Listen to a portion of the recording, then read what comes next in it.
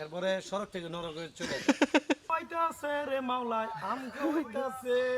আর তার চেয়ে বড় কথা হচ্ছে এই যে দক্ষিণা বাতাস। নৌকা চালানো শিখতে পারিনি, আর হলো গাছ ওঠা শিখতে পারিনি। ঢাকায় পাওয়া যায় না গ্রাম ছাড়া। আমরা কাছে আম খাইতেছি, রাগ করলেন? আমি খুশি হয়েছি, আমি অনেক খুশি হয়েছি, আম অনেক মিষ্টি। আসসালামু আলাইকুম এভরিওয়ান, চলে এলাম নতুন একটি ব্লগ নিয়ে। নিজ গ্রামের বাড়িতে গিয়ে কি কি করব সব কিছুই দেখাবো আপনাদের। চলুন শুরু করা যাক। আপনারা যে ব্রিজটি দেখতে পাচ্ছেন সেটা হচ্ছে মালখানগর ব্রিজ, আর এই ব্রিজের নিচ দিয়ে বয়ে গেছে পদ্মা নদী। এই ব্রিজটি অনেক পুরনো বলতে পারেন, এটি বিক্রমপুরের একটি ঐতিহ্য। যেহেতু আমার গ্রামের বাড়ি বিক্রমপুর টঙ্গিবাড়ি, সো আমার সবসময় এই ব্রিজটি পার করে যাওয়া লাগে। চলে এলাম গ্রামের বাড়িতে। গ্রামে আসলে গ্রামের শীতল বাতাস আর প্রকৃতি দেখার পর ঢাকায় ফিরে আসতে আর ইচ্ছে করে না। বাড়িতে আসার পর সবারই ক্ষুধা লেগে যায়, এই জন্য আমরা খাওয়া দাওয়াটা শেষ করে নিই প্রথমে।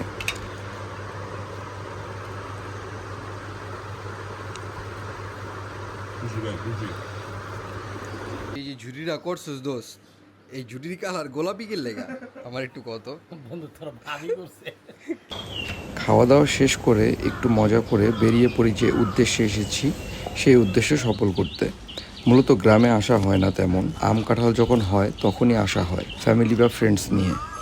যেহেতু আম গাছে উঠতে পারি না, তাই একজনকে উঠিয়ে দেই গাছে, আর আমি সেগুলো কুড়িয়ে একটা বালতিতে রাখি। অরিজিনাল ফরমালিন মুক্ত আম। এই আম এখন আমাদের ঢাকায় পাওয়া যায় না গ্রাম ছাড়া। ভাই, এই যে আমটা পেরা খাইতেছেন, এই আমটা আপনার কাছে কেমন লাগতেছে? আমি খুশি হয়েছি, আমি অনেক খুশি হয়েছি, আম অনেক মিষ্টি। আপনার কাছে আম খাইতেছি, রাগ করলেন? না, কোনো রাগ করি নাই, আপনি খান। আমি খুশি হয়েছি। ওইটার গাছের আম আছে না, ছোট ছোট কিন্তু অনেক মিষ্টি, রসালো। আর ভিতরটা খাইছি, ওইটাও মোটামুটি আলহামদুলিল্লাহ মিষ্টি।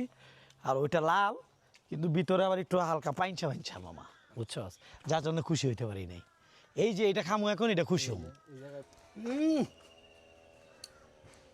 আহা, মনে হয় কত বছর পর খাঁটি আম খাইতেছি, বুঝছস, সেই টেস্ট ভাই। আমি খুশি হয়েছি, বিশ্বাস কর বন্ধু, আমি খুশি হয়েছি।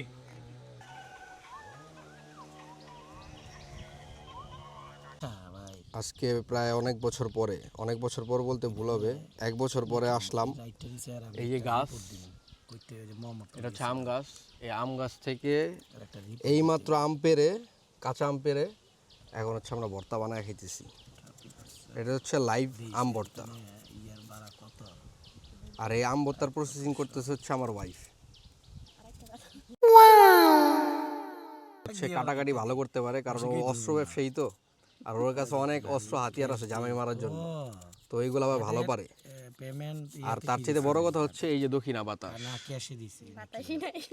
এইখানে কোনো বাতাসই নাই। আশেপাশের পরিবেশটা এত সুন্দর ছিল, ভাবলাম ড্রোনটা উড়িয়ে আপনাদের চারপাশের পরিবেশটা দেখাই। আর এমন একটা পরিবেশে বসে আম ভর্তা খাওয়ার স্বাদটাই অন্যরকম। প্রথমে আমগুলো কেটে নিয়েছি, তারপর ভালো করে ধুয়ে নেওয়ার পর সেগুলো ছোট ছোট কুচি করি। তারপর শুকনো মরিচ, সাদা লবণ, বিট লবণ দিয়ে মাখিয়ে নিই। দেন সবাই টেস্ট করি। আম ভর্তার টেস্ট 100-তে 100, বাট ঝালে এক একজনের অবস্থা পাগলের মতো। চাল ঝালা কিন্তু আমার ভাড়া লেগেছে, কিন্তু আমি খুশি। আর সেই আম ভর্তা খেয়ে পাগল হয়ে যাওয়া এক পাগলের গান শোনাই আপনাদের। খুশি তো? খুশি হইছি, চশমাটা লাগা উস্তাদ, চশমাটা লাগাই স্কুল খুলছে।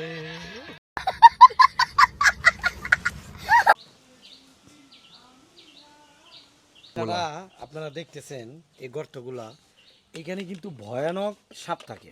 সাপ, এগুলাতে সব সাপ যে সাপ আসলে মানে তোরে ছবল দেওয়ার লাগা প্রস্তুত। কয়েকদিন আগে 2টা মারছে সর্বোচ্চ সাপ।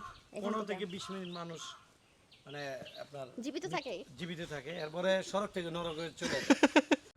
প্রচণ্ড বৃষ্টি নেমে যাওয়ার কারণে আমরা বেশিক্ষণ গ্রামে স্টে করিনি। তাড়াহুড়ো করে গাড়িতে উঠে পড়ি এবং ঢাকার উদ্দেশ্যে রওনা দিয়ে দিই। দেখতেই পাচ্ছেন কী পরিমাণ বৃষ্টি হচ্ছে। বৃষ্টি কমে যাওয়ার পর আমরা লৌহজং রোডের একটা ব্রিজে দাঁড়াই। সেখান থেকে আপনাদের কিছু ড্রোন ফুটেজ দেখাই, আপনারা পরিবেশ এবং জায়গাটা উপভোগ করুন। আজকের ব্লগটি এই পর্যন্তই, দেখা হবে নেক্সট কোনো এক ব্লগে। আল্লাহ হাফেজ। আর হ্যাঁ, ফলো দিয়ে পাশে থাকতে ভুলবেন না।